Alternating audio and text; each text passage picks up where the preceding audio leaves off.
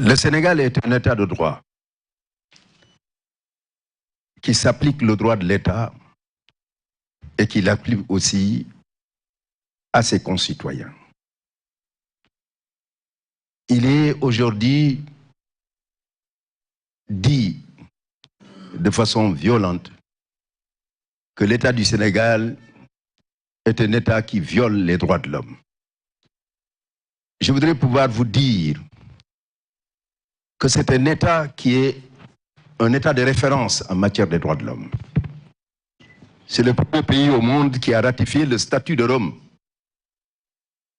Quand vous allez au siège de la Cour pénale internationale, le premier drapeau au monde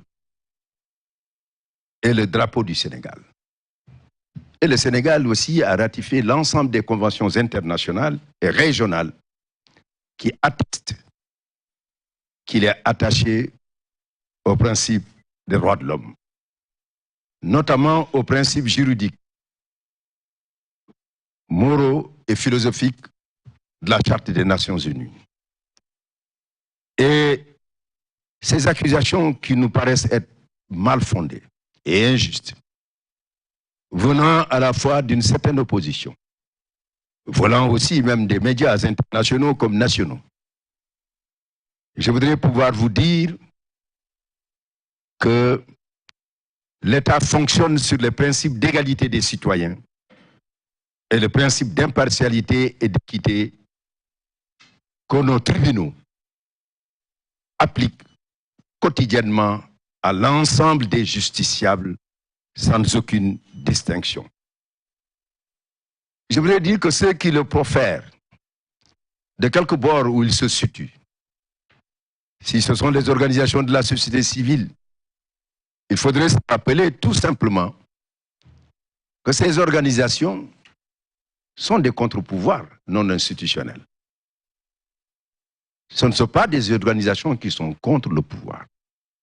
Il y a des principes éthiques et déontologiques qui définissent leur attitude, leur comportement. Parce qu'il s'agit à la fois de marquer une impartialité lorsqu'il y a des situations de violation des droits de l'homme, une certaine indépendance et une universalité dans les positions. Rien d'inventé, tout ce qui est contenu dans la Déclaration des droits de l'homme, non seulement de 1948, mais principalement dans la Déclaration des défenseurs des droits de l'homme du 9 décembre 1998, qui a été adoptée au Palais de Chaillot à Paris. Il faut que l'on se dise qu'on ne saucissonne pas les droits de l'homme. Il faut qu'on se dise aussi qu'on ne peut pas adopter une indignation sélective.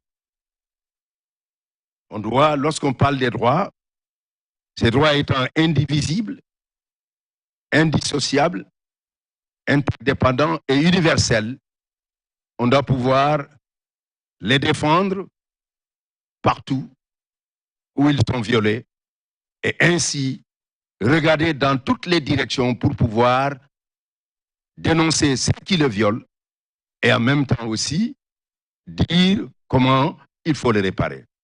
Si cette démarche est la démarche qui est adoptée par l'ensemble des organisations de la société civile, quand il y a des différends, quand il y a des crises dans une société, elles peuvent jouer le rôle de régulateurs, de facilitateurs et même de médiateurs parce que du fait de leur crédibilité et aussi de la confiance que l'État et les autres partis ont aussi de ces organisations, ils peuvent jouer ce rôle et faire en sorte qu'il y ait une possibilité de pouvoir avancer.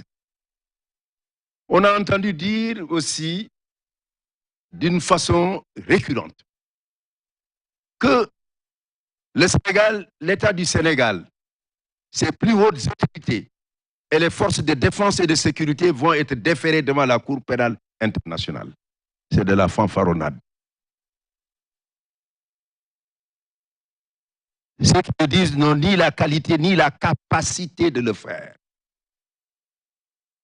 Il y a une confusion volontaire parce qu'on veut ternir l'État du Sénégal.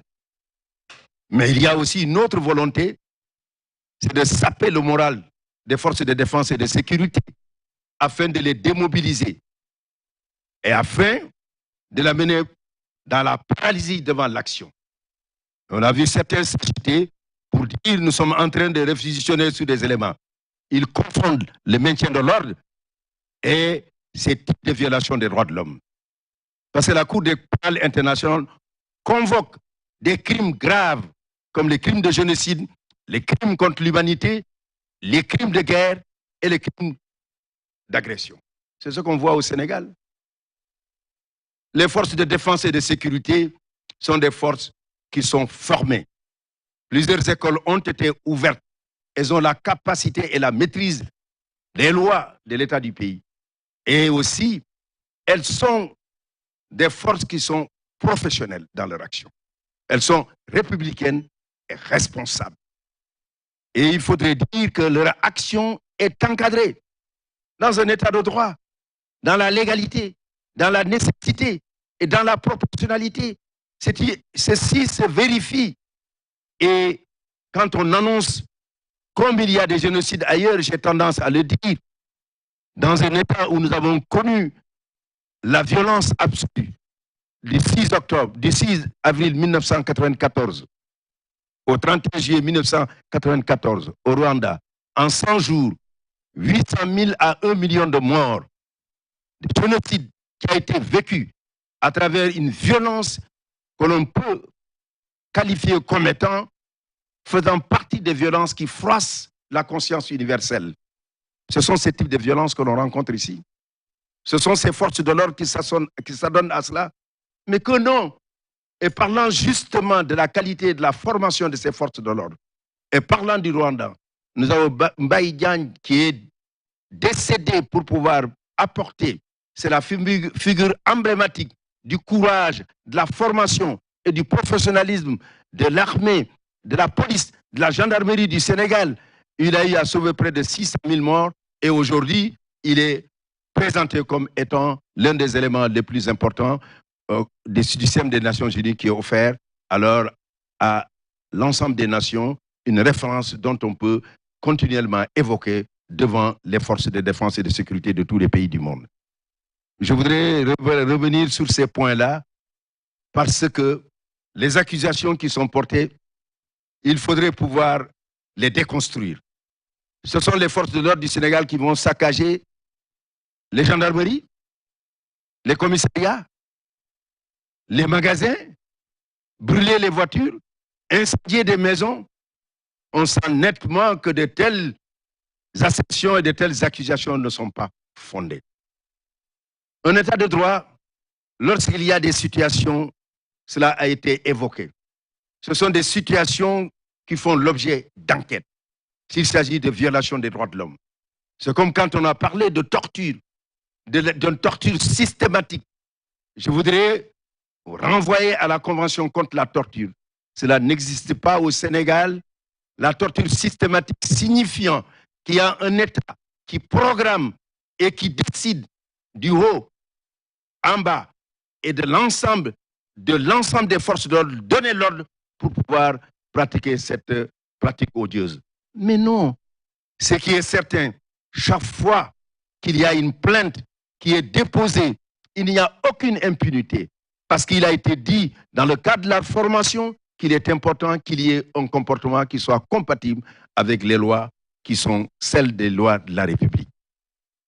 Je voudrais enfin dire que l'accusation sur les droits de l'homme,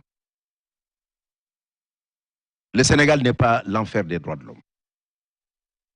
S'il y a un paradis des droits de l'homme, désignez-le. Le Sénégal n'en est pas un.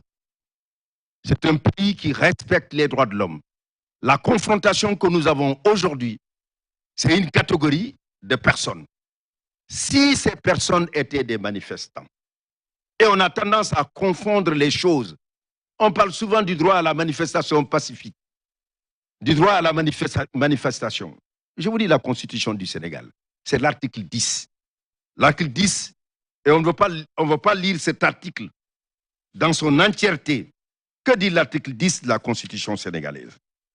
Et il faut le dire une bonne fois pour toutes. Chacun a le droit d'exprimer et de diffuser librement ses opinions, par la parole, la plume, l'image, la marche pacifique. La marche violente, la marche pacifique, c'est quand on quitte la place de l'Obélisque et on va alors chez soi. Mais quand on se transforme en celui qui incendie des voitures, qui casse et qui allume des maisons et qui s'en prend à des personnes paisibles, non. La responsabilité de l'État, c'est d'assurer la sécurité, la tranquillité, la protection de tous les citoyens.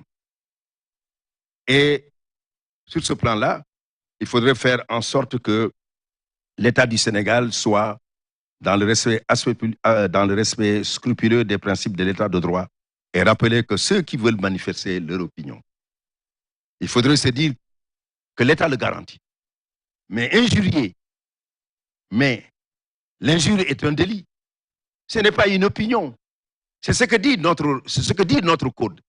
Vous ne pouvez pas, en ce moment, vous prévaloir de celui qui se dit qu'on m'empêche d'exprimer mon opinion.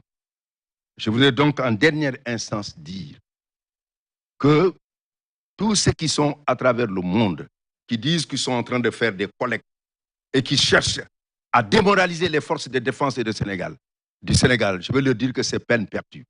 Ceux qui se prennent pour des juges de la rue et qui prétendent qu'ils vont amener les hautes autorités du Sénégal devant la Cour pénale internationale, je voudrais pouvoir le dire qu'ils n'en ont pas le pouvoir.